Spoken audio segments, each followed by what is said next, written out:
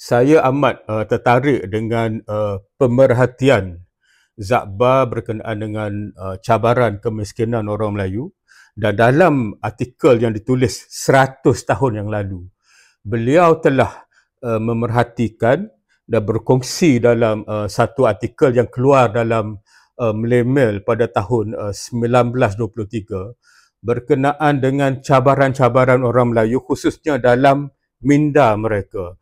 Kerana minda mereka, sikap mereka amat tidak kompetitif.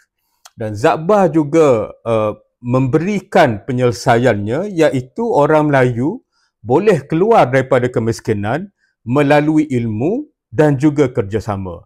Dan ini merupakan satu perkara yang amat relevan dengan zaman kita, kerana kita sekarang berada di era yang mana kekuatan pemikiran kita, kekuatan minda kita merupakan perkara utama di dalam menjana nilai dan menjana kekayaan. Sebab itulah kalau kita tengok banyak syarikat-syarikat yang besar yang bernilai sehingga trilion dolar Amerika merupakan syarikat-syarikat yang diasaskan dengan kekuatan minda seperti Microsoft, Nvidia dan banyak lagi.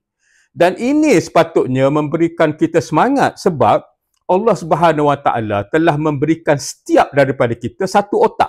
Kita tidak perlu bergaduh dengan orang lain untuk berebut otak.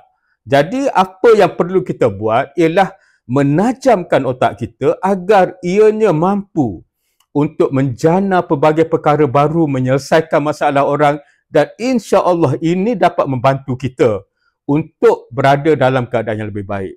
Dalam masa yang sama, kita perlu bekerjasama. Dan inilah perlunya diwujudkan ekosistem yang kita bina sendiri. Yang kita mahu tolong-menolong di antara satu sama lain, dan bukannya bergantung dan berharap kepada orang lain, dan sekiranya orang lain seperti kerajaan nak tolong, kita alu-alukan, tapi tanpa bantuan kerajaan pun kita tetap usahakan. Jadi dua perkara ini, ketajaman minda dan juga kerjasama, merupakan apa yang Zakbar cadangkan untuk membawa orang Melayu keluar daripada masalah kemiskinan. Dan ini saya komen dalam buku Old Money, New Money yang insya-Allah akan sampai kepada tuan-tuan.